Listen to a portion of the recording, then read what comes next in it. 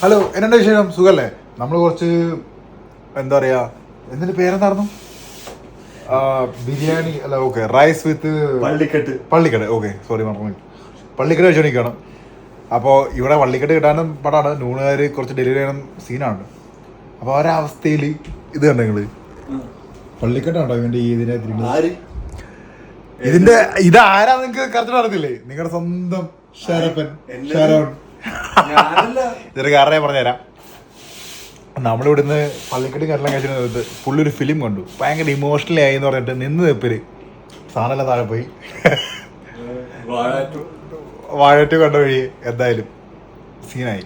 അപ്പോൾ അതിൻ്റെ അകത്ത് കുറേ അറ്റാച്ച്ഡായ എന്ത് സംഭവം നമ്മുടെ ലൈഫും കാര്യങ്ങളും നല്ലതായിട്ടൊരു ബന്ധങ്ങളുണ്ട്. College friends and life.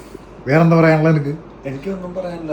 എനിക്ക് ഇമോഷണലി പോയി അതെ, ഇമോഷണലി പോയി ആയതുകൊണ്ട് ഒരു ഫുള്ള് പള്ളിക്കെട്ട് താഴെ പോയിട്ടുണ്ട്. ക്ലീൻ ചെയ്തിട്ട് ഓക്കെ, ക്ലീൻ ചെയ്തു. ക്ലീൻ ചെയ്യാണ്ട് നീ പോകാൻ പറ്റില്ല. അപ്പൊ അങ്ങനെയാണ് കാര്യങ്ങളെല്ലാം അറിഞ്ഞോണ്ടിരിക്കണം കേട്ടോ. സത്യമായിട്ടും ഇമോഷണലി ഭയങ്കര ടച്ചായ ഒരു മൂവിയാണ്. നമ്മുടെ ലൈഫിൽ എന്തൊക്കെ നടന്നു അതൊക്കെ കറക്റ്റായിട്ട് കാണിക്കുന്നുണ്ട് കേട്ടോ. അതുകൊണ്ടാണ് ഇത് ഇപ്പൊ കണ്ടില്ലേ ഇതിന്റെ എഫക്റ്റ് വന്നത്. പക്ഷെ മദ്യമൊന്നും കഴിച്ചില്ല കേട്ടോ, മദ്യമൊന്നും കഴിച്ചിട്ടില്ല, ഒന്നും കഴിച്ചിട്ടില്ല. പെട്ടെന്ന് ടച്ചായിട്ട് പക്ഷെ ഇമോഷണലി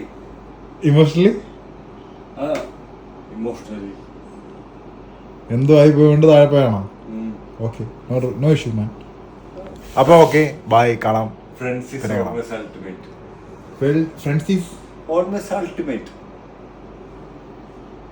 സിമ്പിൾ.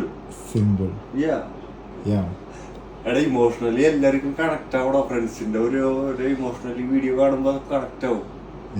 പക്ഷെ ഈ ഫുഡിന്റെ ഇത്